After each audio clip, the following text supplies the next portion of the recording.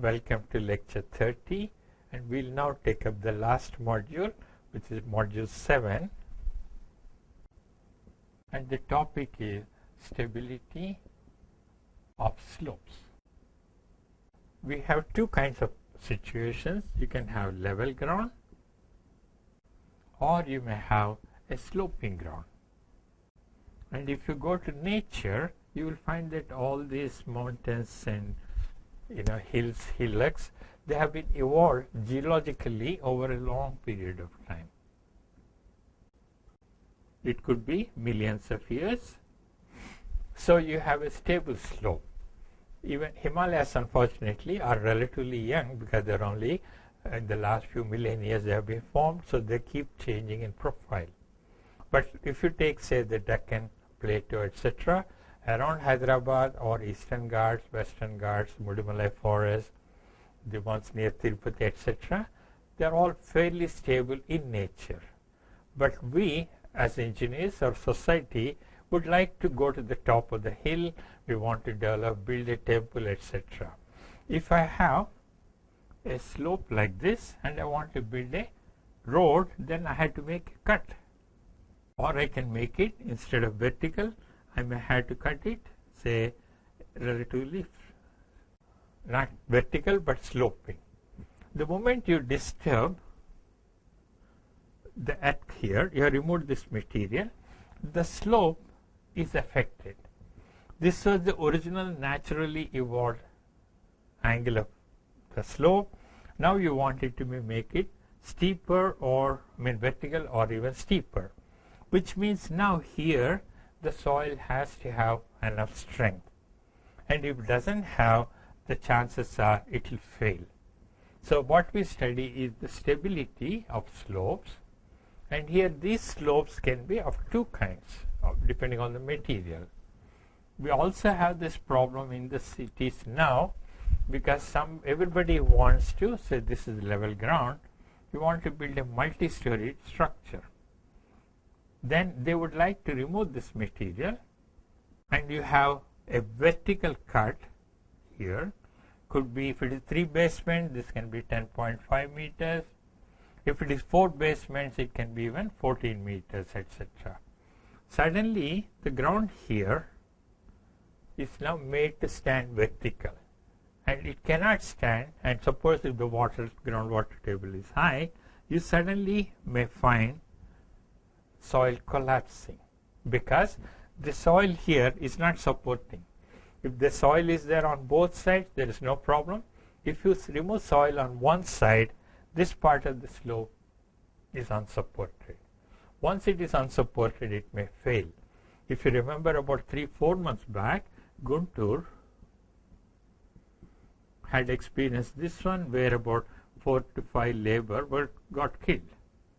There is heavy mortality. This keeps happening because we don't respect enough to find out the consequence of removing soil and the support. So we end up getting failure of slopes. We call it as slope failure. This particularly happens in the rainy season. We call it the monsoon period. And in the Himalayas, closer to the north, you may also have them in April, May of each year because of snow melt. In winter, you get the snow falling on the hills or hill slope. As the temperature raises, the snow becomes water, and then it starts, here is the snow, and it will melt and go inside. It will saturate the slope and may cause failure. So slope failure is one of the most common geotechnical disasters that can happen, and all because we try to interfere with nature. And this is a recent phenomenon. In the last 10 years, more and more buildings are going up. If you want to go multi-story, they want more basement, more car park space for utilities, etc. So we see slope failures are very common wherever you have a deep excavation or whether natural slopes are existing which have been interfered with road construction, whatever it is. Examples in nature would be even Tirupati Ghat Road had some slope failures in the last 6 months or even last 2-3 years. Konkan Railway has been having problems. Bombay-Pune Expressway, they all have. The two types of failures based on material is rock slopes and soil slopes. Now rock is not necessarily all solid rock. In nature, you find the rocks are jointed, weathered, etc. And you can have a rock fall. So if I have a steep slope, a rock piece gets loosened, it starts falling. It can also have, I have a jointed rock and I find that the size is so high, under a small push this falls down. This is called rock toppling. And then of course in all these hydroelectric projects you have deep seated ones because some of the rock slopes are very high. This is about 100 to say 200 meters, and when you cut this rock slope it may also fail. So you have varieties of failures of rock slopes. Because we haven't studied rock mechanics, we will not study these. What we will study is stability of soil slopes made of soil. So we only restrict ourselves to soil slopes and how to find out how stable they are, because you as a geotechnical engineer will have to assure the society, the government, etc., that whenever we are building a road, a housing development, whatever it is, we'll have to make sure that the slope is stable. Or when you are doing the excavation for a deep building, we have to do that. In order to determine how safe it is, we define a parameter called the factor of safety. The most important parameter that we talk of is called factor of safety. We use the symbol Fs, or sometimes we write Fs here or F sub s. I can say it's the ratio of strength available by the actual shear stress mobilized, or shall we say induced. By removing some material, we are inducing shear stresses, and so this should be tau strength by tau induced, and this is defined as factor of safety. If factor of safety is less than or equal to 1, in fact, the moment it becomes less than 1, suppose I say equal to 1 is critically stable, and if it is less than 1, even 0.99, 0.98 is good enough, then it is unstable. So if you want the system to be stable, for stability, factor of safety should be greater than 1. The codes, British, Indian, any one of them, say it should be 1.3 to 1.5 at least.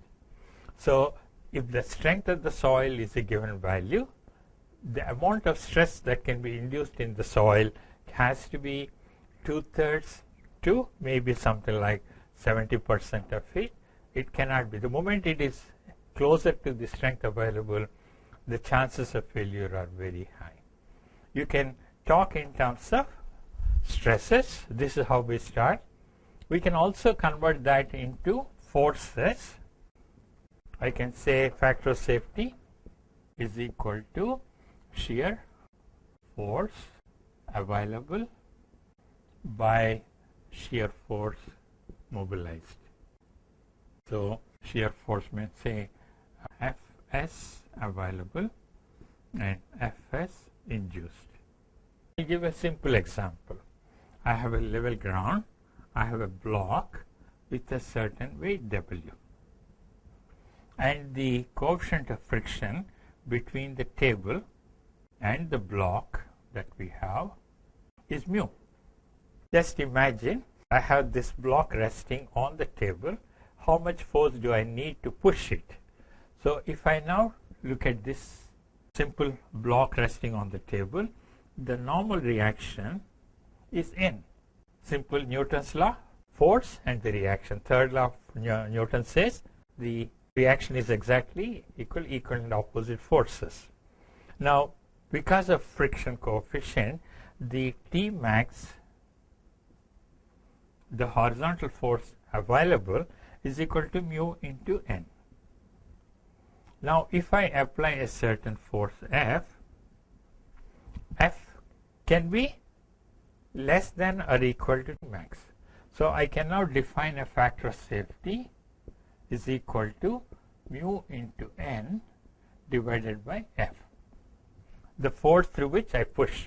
Suppose I push with a small force, nothing will happen. If I apply larger force, it will increase. So it depends on the weight W, and we say that N is equal to W. So you can see that if I have a higher weight of the body, I need higher force to push it. So the factor of safety is equal to coefficient of friction. I'll replace this N with weight, and F is the force. Another way of saying the same thing would be, suppose I combine F and W. I have a vertical force and a horizontal force. I can say this is the resultant and this angle is beta. Can I say that W is equal to R cos beta and F is equal to, the horizontal component is F sin beta. The resultant is inclined at an angle beta to the normal. So when I take R cos beta, I get W. If I take R sin beta, I get the horizontal component. So now can I say the shear force applied is R sin beta, whereas W is equal to R cos beta. Now can I substitute that here? So factor of safety is equal to mu into W by F. So that is mu is into W is nothing but R cos beta, and F is equal to R sin beta. The coefficient of friction times the resultant times cos beta by resultant multiplied by sin beta. Cancelling these two, you will get mu cos beta by sin beta. Can I change this to mu into tan beta?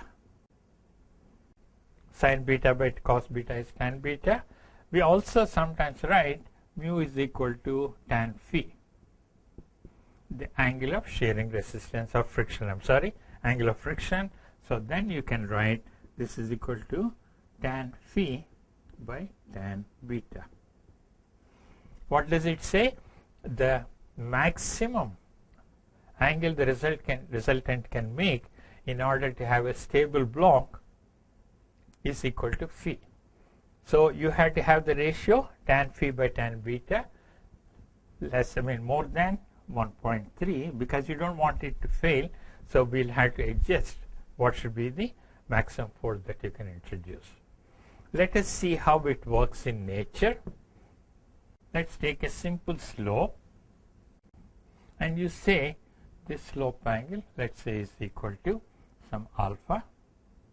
And is it possible to have a failure surface something like this? So A, B, C is the block of soil which may slide along AC. Is block of soil likely to slide? Block of soil, this block of soil is ABC along AC. How do we find out? Suppose if I take this angle as equal to some theta, then angle ACB is equal to theta minus R. Let us say you know the height h. Then can I calculate area of ABC? You know the width AB and you know the height, so you can calculate. If I know area, and then we say this slope is continuous, so we take 1 meter, so that the volume is equal to volume of block of ABC for 1 meter length. VABC is equal to area ABC into 1 meter. And what will be the weight of block ABC? It's equal to volume into unit weight. So from geometry you are able to get the area, multiply by unit length you get volume, multiply by gamma you will get the weight of the soil. Now if this weight is acting downward, can I resolve this normal to that and calculate the shear? So this block is trying to slide down and the soil will try to offer resistance. So this will be T resistance and this will be our F causing sliding. So if the weight is W, what will be the normal component? Please remember this angle is equal to theta. So can I say N is equal to W cos theta? The weight is acting W, which is downward, and the angle the base of the sliding mass makes is theta with respect to the horizontal. So vertical and normal would be exactly the same. This angle would be same as this theta. So N is equal to W cos theta. And what will be the sliding force? Again, if I now try to determine along the slope, Fs is equal to W sin theta. And what will be the resistance mobilized? F resistance is equal to N tan phi, the normal force times the angle of shearing resistance, and if it is pure sand, I can take it as angle of just sand alone. Now you can see that you know how to calculate the weight, you know how to calculate the normal force, how to calculate the shear force causing it to slide. So when I resolve this, let me draw this again so that the clarity is more. Here is the slope, and you are saying I would like to check the stability of this block. The centroid of this triangle is here, so the weight is acting vertically downward. So the normal component is here, and the component parallel to the slope is our shear force causing sliding. So if I call it as effective causing sliding. And since this angle is theta, this angle is also theta. So please remember, on a slope, the soil is trying to slide along. So here I can find out what will be the factor of safety is equal to, again same thing, W cos theta into tan phi, where phi is the angle of shearing resistance of the soil. This block ABC is sliding over a stable mass which is below AC. So it's not like a direct shear test, so we can easily find out. And divided by the shear stress, which is equal to W sin theta. Again you will get the factor of safety is tan phi by tan theta. So you can vary theta and find out as you increase theta, you find W is decreasing. Suppose the soil has cohesion, then I can modify this saying that the strength is equal to, you remember, C plus sigma tan phi. So I'll say the shear resistance mobilized along AC is equal to C into length AC plus normal stress or normal force W cos theta tan phi by W sin theta. So the cohesion adds up to additional resistance mobilized along AC. C is a stress, AC, AB into, I'm sorry, this is AC into 1. Look at the plan area, length is AC, perpendicular to the board 1 meter you are taken. So stress into area gives me the force, and so you have factor of safety against sliding. So please remember, you can easily find out the factor of safety against sliding if I take a plane failure surface. AC is called possible failure surface. Let us see what happens when theta is varied. So here is the slope, and you want to vary this theta, and this angle is beta, alpha. The slope is inclined at an angle alpha to the horizontal. Theta can be horizontal. If theta is 0, then obviously the failure is here, and if the weight is here, obviously the activating force is 0 because W is normal to it. So sine normal force will be, there will be no shear force at all. Okay, so there can be no sliding. And when theta is 0, no sliding. And when theta is equal to alpha, there is no soil. So obviously there will be no sliding. Somewhere in between you find there is a critical failure surface.